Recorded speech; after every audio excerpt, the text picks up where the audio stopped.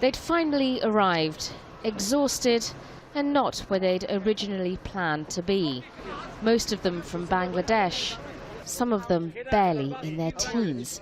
They could have hardly imagined the ordeal that awaited them at sea after they'd survived the brutal conditions in Libya.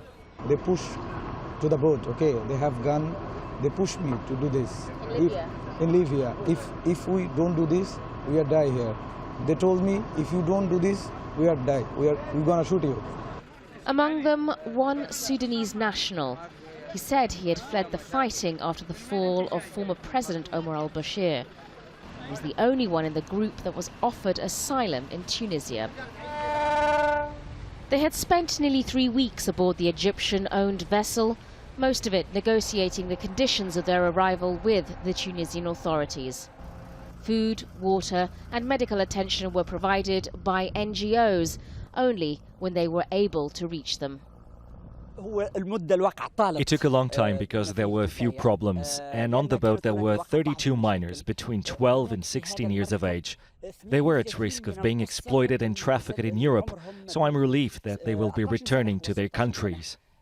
The small blue boat attached to the vessel was where all 75 of them were found drifting in the Mediterranean Sea. They'd set off from the Libyan port of Zarzis. Their destination was Europe, and they were so desperate to reach there that they were willing to risk their own lives to do so. Ever since this year's clampdown on rescue boats in the Mediterranean, Tunisia has been receiving more people arriving from Libya by boat and overland. This migrant centre, some 100 kilometres west of the Libyan border, houses women and minors. All of them have come here via Libya. MARYAM, who does not want to be identified, found herself at the mercy of kidnappers. She was taken prisoner and repeatedly raped by men paying money to her captor. She became pregnant, but managed to persuade him to release her.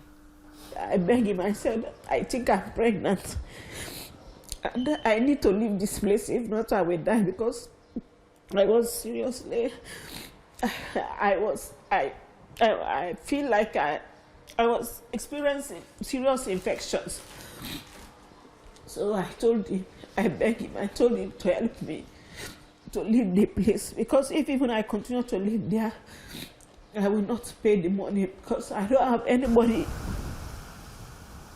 While the conflict in Libya rages on, so too does a smuggling network with little regard for its victims.